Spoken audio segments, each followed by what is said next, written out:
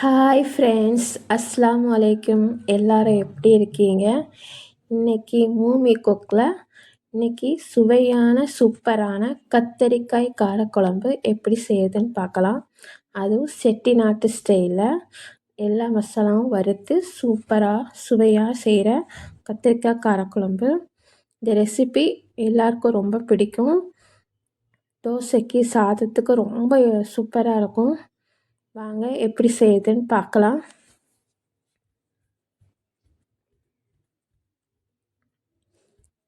தேவையான பொருட்கள் என்னன்னு பார்த்துடலாம்.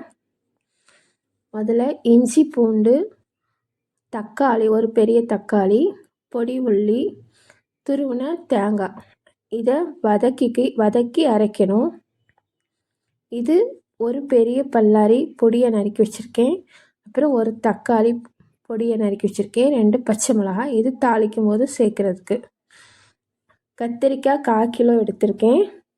இந்த மாதிரி 6 அல்லது 4 கீரைகளாக விட்டுக்கோங்க. அதுவும் கத்திரிக்காயில் புளி இல்லாமல் இருக்குக்கா, பூச்சி எதுவும் இல்லாமல் இருக்கான்னு பார்த்து நறுக்கி வச்சுக்கோங்க. இப்போ கடாயில் கொஞ்சமாக எண்ணெய் ஊற்றிக்கோங்க. அதில் உரிச்சு வச்சுருக்கிற பொடி உள்ளியை சேர்த்து வதக்கிக்கோங்க. அப்புறமா இஞ்சி பூண்டு அதையும் சேர்த்து வதக்கிக்கோங்க. ஒரு தக்காளி பழம் அதையும் சேர்த்து நல்லா வதக்கிக்கோங்க. நல்ல எண்ணெயில் வதங்கட்டும், ரொம்பலாம் வதங்க வேண்டாம். அதுக்கப்புறமா துருவின தேங்காய்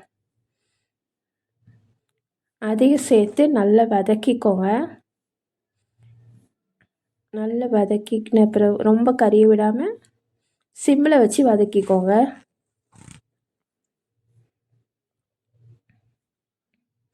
இந்த பதத்தில் இருக்கட்டும். இதை அரைச்சி எடுத்துக்கோங்க.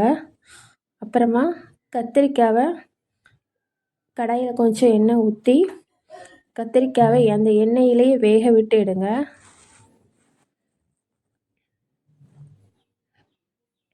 நல்ல கலர் மாற வரைக்கும் அரை வேக்காடில் கத்திரிக்காய் வெந்திருக்கணும். இது மாதிரி அரை வேக்காடாக கத்திரிக்காவை அந்த எண்ணெயிலே வதக்கி எடுத்துருங்க.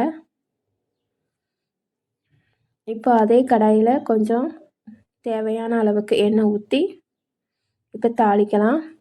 இப்போ பெருஞ்சீரகம் சேர்த்துக்கோங்க. எண்ணெய் சூடானதுக்கு பிறகு 2 மிளகாய் வத்தல், ஒரு கொத்து கருவேப்பிலை, 3 தாளித்ததும் நறுக்கி வச்ச வெங்காயம்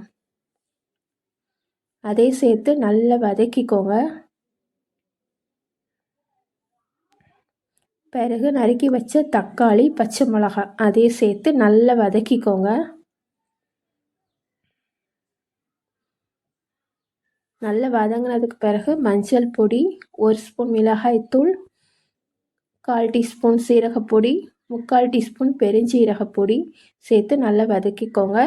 இது கூடவே 2 ஸ்பூன் கொத்தமல்லி பொடி சேர்த்துக்கோங்க. நல்ல எண்ணெயிலே நல்லா வதக்கிட்டு அதுக்கு பிறகு அரைச்ச தேங்காய் விழுது, நம்ம அரைச்ச மசாலா இருக்குல்ல அது, அந்த விழுதை சேர்த்துக்கோங்க. தேவையான அளவு உப்பு இதோட சேர்த்துக்கோங்க. இப்போ எல்லா மசாலாவும் ஒன்று சேர்கிற மாதிரி நல்லா கிளறி விடுங்க.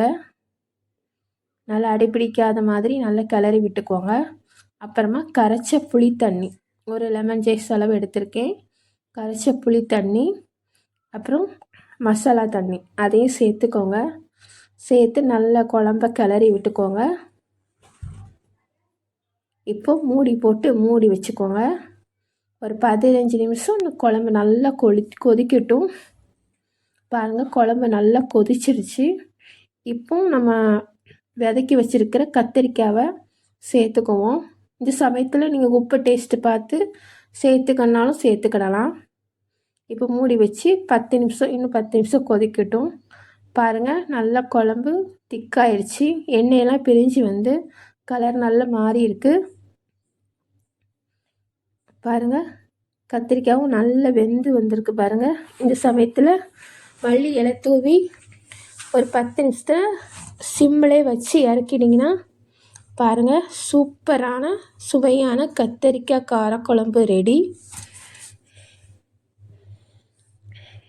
சாதத்துக்கு, தோசைக்கு கூட சூப்பராக தொட்டு சாப்பிட்லாம். என்னுடைய கத்திரிக்காய் காரக்குழம்பு ரெசிபி உங்களுக்கு பிடிச்சிருந்துச்சுன்னா லைக் பண்ணுங்கள், கமெண்ட் பண்ணுங்கள், ஷேர் பண்ணுங்கள். மறக்காமல் சப்ஸ்கிரைப் பண்ணுங்கள். தேங்க்ஸ் ஃபார் வாட்சிங். அஸ்ஸலாமு